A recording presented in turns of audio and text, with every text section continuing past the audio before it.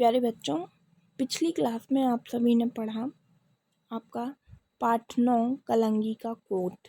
कलंगी एक गौरैया थी जो चाहती थी बच्चों से दोस्ती करना। उसे बच्चों को देखना अच्छा लगता था, तो वो चाहती थी कि बच्चे उससे दोस्ती करें, उसके साथ खेलें, लेकिन बच्चे उसके साइड ध्यान नहीं देते थे। तो उसने एक दिन देखा कि बच्चे एक मिट्ठू को देखकर बहुत ज़्यादा आकर्षित हो रहे हैं, उसकी लाल चोंच को देख के। तो वो सोचती है कि काश वो भी मिट्ठू जैसी हो जाती तो बच्चे उस पर भी ध्यान देते। तो वो क्या करती है, तो मिट्ठू से पूछती है, लेकिन मिट्ठू उसे बताता नहीं है। तभी वो एक लड़की को देखती है ओंठों पे लिपस्टिक लगाते, तो और वो उसके कमरे में जाती है और वो भी लिपस्टिक पे चोंच मारती है और फिर वो सफ़ेद पाउडर की प्लेट पे गिर जाती है। इतनी रीडिंग आपने कर ली थी, इसके आगे की रीडिंग आज मैं आपको करा रही हूँ।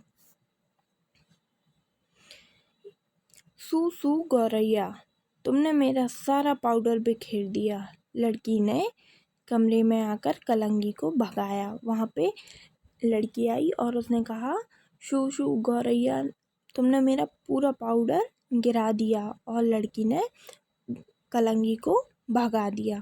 कलंगी उड़ी चली जा रही थी तो उसने देखा एक आदमी कंधे पर डंडा लादे जा रहा था। डंडे के दोनों सिरों पर पिंजरे लटके थे। एक पिंजरे में बंद मिट्ठू पंख फड़फड़ा रहा था।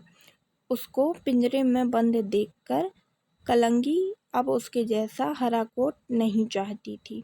कलंगी जब उसके कमरे से उड़ी तो उसने एक आदमी को देखा कि एक आदमी पिंजरे में मिट्ठू को बंद करके ले जा रहा था। तब कलंगी ने शुक्र मनाया कि वो उसके जैसी नहीं है और अब उसे उसके जैसा हरा कोट नहीं चाहिए, क्योंकि अगर वो उसके जैसी होती और उसके पास भी हरा कोट होता तो वो आदमी उसे भी पकड़ के पिंजरे में बंद कर देता। कलंगी ने बाग में देखा। फिर कलंगी एक बाग में गई और उसने वहाँ पर देखा एक सुंदर मोर नाच रहा है। उसने नीले चमकीले पर पंखे की तरह फैलाए हुए हैं। मोर का नाच देखकर बच्चे खुश हो गए। कलंगी ने देखा कि एक बाग है, वहाँ पे मोर नाच रहा है। उसके नीले चमकीले पर बिल्कुल पंखे की तरह फैलाए हुए हैं और मोर का नाच देखकर बच्चे बहुत खुश हो रहे थे। अब कलंगी कहती है, काश मेरे पास भी मोर की तरह सुंदर सुंदर नीले चमकीले पंखों की पोशाक होती। कलंगी उड़ते हुए सोच रही थी। पहले कलंगी को मिट्ठू जैसा बनना था, अब कलंगी सोच रही है कि काश उसके पास मोर जैसे पंख होते। तभी उसकी नज़र हरे नीले लाल रंग के गोलों पर पड़ी। गोले कुर्सी पर पड़े थे।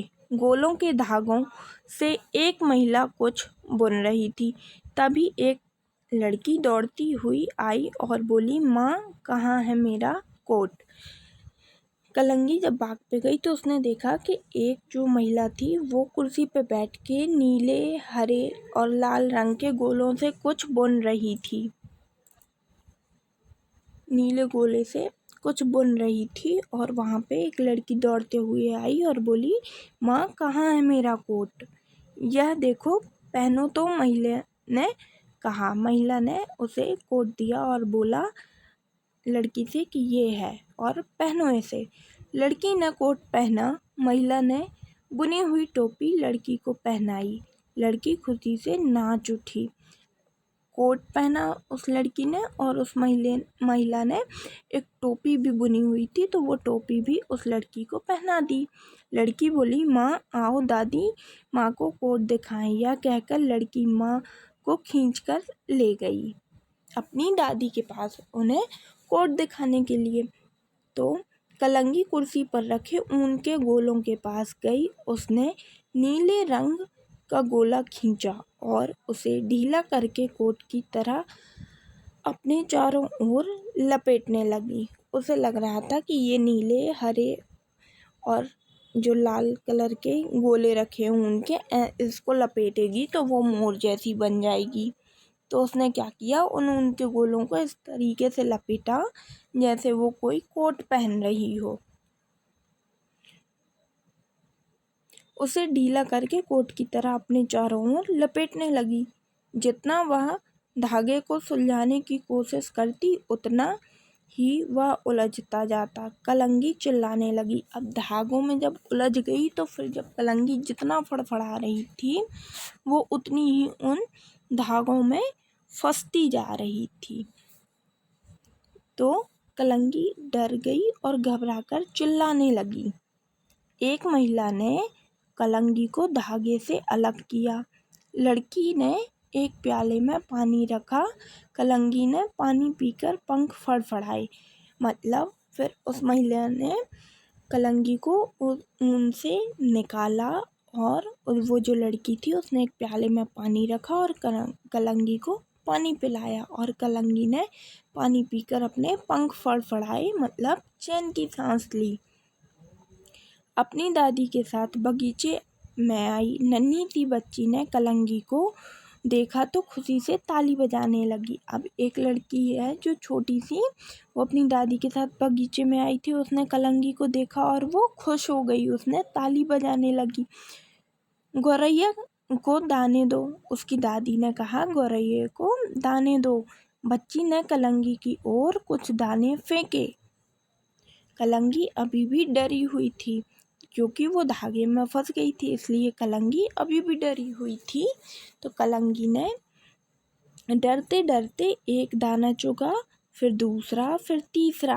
अब कलंगी खुश थी। दाने चुगकर कलंगी आकाश में उड़ गई। अब कलंगी क्यों खुश थी? क्योंकि वो तो बच्चों से दोस्ती करना चाहती थी, उनके साथ खेलना चाहती थी। वो सोचती थी कि उसे भी देखकर बच्चे खुश हो जाए और लास्ट में यही हुआ। जब उस बच्ची ने उसे देखकर ताली बजाई, वो उसे देखकर खुश हो गई, उसे खाने के लिए दाने दिए, तो कलंगी की इच्छा पूरी हो गई और वो भी खुश हो गई और वो खुशी से आकाश में उड़ गई। तो ये था कलंगी का कोट पार्ट 9, जिसकी रीडिंग अभी समाप्त हो चुकी है। तो आप सभी भी कलंगी का कोट पार्ट 9 की रीडिंग करिए। इसके शब्दार्थ और अभ्यास प्रश्न मैं आपको नेक्स्ट क्लास में कराऊंगी।